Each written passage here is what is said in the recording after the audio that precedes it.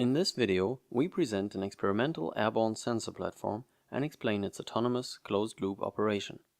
An onboard computer fuses data from lightweight commercial INS and LiDAR sensors and streams the resulting point cloud to the base station in real time.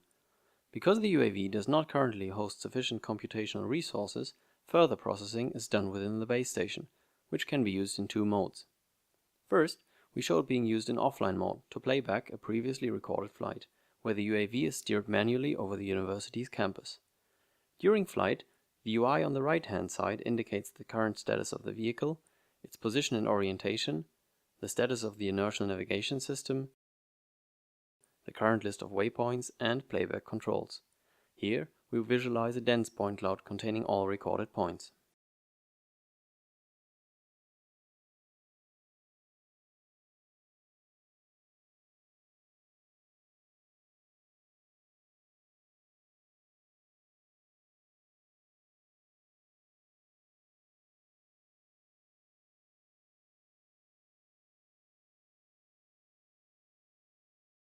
To show exploration of more complex environments, we selected this 4,000 square meter area on our campus, containing empty places, bushes, trees, as well as low, medium and high-rise buildings.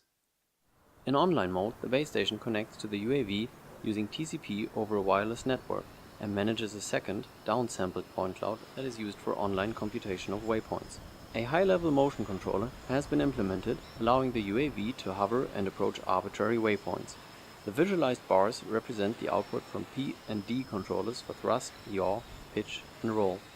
Here, we see the UAV hovering while it is waiting for waypoints from the base station. After enabling the scanners, an initial set of points is recorded and the base station automatically determines next best views by using a GPU-based particle simulation to test the sparse point cloud for water tightness. For better illustration, the dense point cloud is not visualized whenever waypoints are generated. All particles falling on the bounding box's bottom are replaced to the top. Particles colliding with a point cloud become red, and remember the position of their last collision. When red particles reach the bounding box floor, they must have passed through a neighboring gap in the point cloud. The box is divided into a uniform 3D grid of information gain, and whenever a particle had its last collision with a point cloud in a specific cell of this grid, that cell's value is incremented.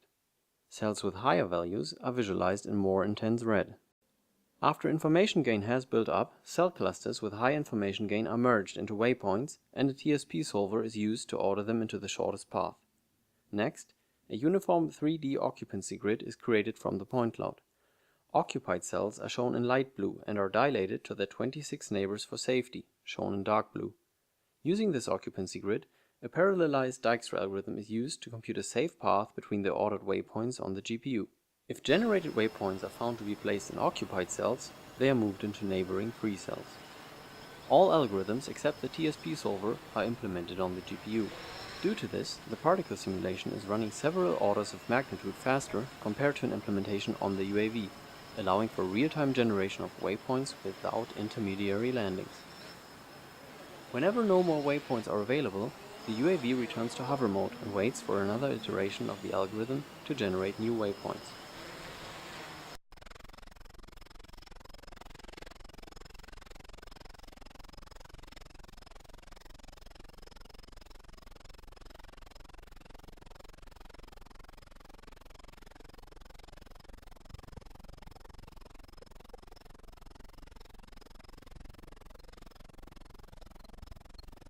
Using the growing point cloud, the occupancy grid is updated every 2 seconds during flight and used to ensure that upcoming waypoints are still collision-free.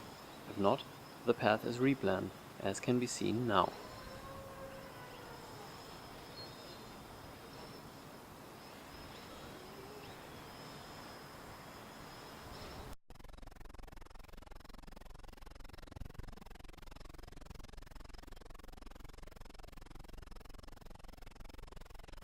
The remaining part of this video shows the UAV's autonomous 7-minute flight and the growing point cloud in time-lapse.